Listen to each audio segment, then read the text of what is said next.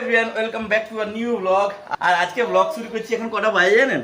এখন বাজে মানে দুপুর বলা যাবে না, এখন বিকেল বিকেল 3:30টার মতো মনে হয় বাজে। এই দেখুন 3:25 বাজে।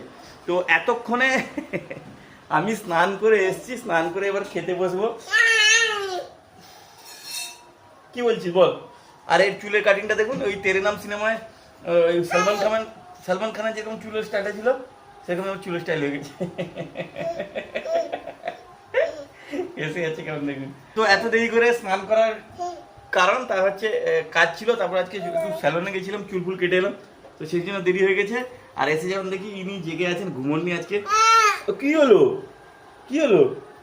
তুই কিছু বলবি? বল বল বল বল, কিছু বলবি তো বল।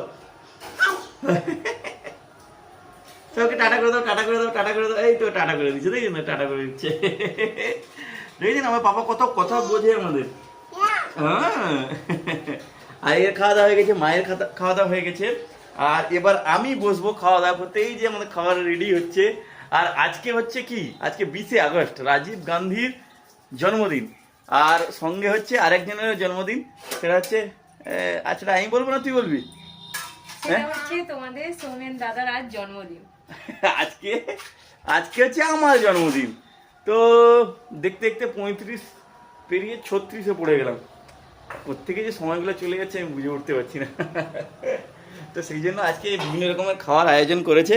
এই 3:30টার সময় খাবো, পুরো থালা ভর্তি করে সাজানো আছে। তো কী কী সাজানো আছে সেটা বলে দিই একবার। তো এখানে মাছের মনে হয় তেল, আচ্ছা এখানে হচ্ছে পটল ভাজা, কুমড়ো ভাজা, ঢেঁড়স ভাজা, বড়ি ভাজা, আলু পোস্ত আমার ফেভারিট জিনিস, ডাল এটাও আমার ফেভারিট জিনিস। আর এখানে হচ্ছে মাছের ঝাল দেওয়া আর মাছের টক। আর সবগুলোই আমার ফেভারিট, তার কারণ হচ্ছে এই মাছটা হচ্ছে ইলিশ মাছ। কালকে মানে গতকাল আমাদের এখানে হাটবার ছিল, হাটবারে তো ইলিশ মাছ পাওয়া যায়। তো কালকে ইলিশ মাছ নিয়েছিলাম, কালকে সেই ইলিশ মাছ খাওয়া হবে। কিন্তু আমরা তো ইলিশ মাছ খাচ্ছি, রুমির যেহেতু মঙ্গলবার নিরামিষ, ও খাবে না। ও খাবে ওই ভাজাভুজি আলু পোস্ত এইসব দিয়ে, তাই না? হ্যাঁ। আর ও এখানে ও নিজেও খায়নি, আমি খাইনি বলে ও খায়নি। আর পাপা হাই উঠে যাচ্ছে, ও এবার ঘুমোয় মনে হচ্ছে। সেই সকালবেলা যে উঠেছে, ঘুমের আর নাম নেই। পুরো চতুর্দিকে পুরো একদম মাতি রেখেছে আমাদের ঘরে। আর মা বসছে এখন কি দোলা সারাতে বলতে, এই আমাদের এই বদমাসটা এমনি ঘুমাবে না, তাকে দোলায় বসে কোলে নিয়ে গান শুনিয়ে শুনিয়ে ঘুম করালে তখন সে ঘুমোয়। এত বদমাস হয়ে গেছে। কি গো, কি লজ্জা পেয়ে যাচ্ছ? লজ্জা পেয়ে যাচ্ছ বাবা? লজ্জা পেয়ে যাচ্ছ? হ্যাঁ। তো সেই জন্য দোলনাটা সারানো হচ্ছে, আর যাতে ওকে একটু ঘুম করানো যায় আর কি। কি কি কয়েকদিন আগে পাপার 1 বছর হয়েছিল, আর তার কয়েকদিন পর প্রচুর পাপা 35 কমপ্লিট হয়ে গেল। যাই হোক, এবার খেতে বসি। তো রাত্রিবেলা বাড়ি ফিরে আসতে দেখি রুমি বিশাল রকমের অ্যারেঞ্জমেন্ট করেছে। অ্যারেঞ্জমেন্ট বলতে কেক নিয়ে এসছে। বিশাল রকমের কথাটা ভুল, বিশাল রকমের কিছুই করিনি এবছর। তো আমি ওর জন্য একটা কেক আনিয়েছিলাম আর কি। এই কেকটাই এখন রাত্রিবেলা কাটাবো, কিন্তু মনটা খারাপ হয়ে গেছে, তার কারণে আমার বাবা ঘুমিয়ে পড়েছে। তো ও থাকলে ভীষণ আনন্দ হতো আরও বেশি, আর ও বেশ এনজয় করতো ব্যাপারটাকে, তারপর কেক খেতো। সেটা হচ্ছে না, ও ঘুমিয়ে পড়েছে এখন। আমাকে দুপুরবেলা কাটতে বলছিল, তখন দুপুরবেলা পাপা ঘুমিয়ে গেছিল। তো আমি বললাম রাত্রিবেলা আসি, রাত্রিবেলায় পাপা জেগে থাকবে, দিলে তাকে কোলে নিয়ে কাটবো। কিন্তু এসে যখন দেখি ঘুমিয়ে গেছে। তার তো আসলে এখন ঘুমানোর টাইম, প্রায় 10টা বাজতে চললো। আর কেক বলতেই দেখুন, এটা দেখছি মিও আমরে থেকে নিয়ে এসছে এটা। হ্যাঁ, মিও আমরে থেকে নিয়ে এসছে। এ কখন নিয়ে এলি এগুলো? এটা দুপুরে আনিয়েছি। দুপুরে না? হ্যাঁ। আর এই দেখুন, এটা হচ্ছে কেক, আর এটা মনে হয় ম্যাঙ্গো ফ্লেভার, না এই জন্য হলুদ হলুদ না? ম্যাঙ্গো। তো এইটা এখন কাটবো। মা চলে আসো। হ্যাঁ।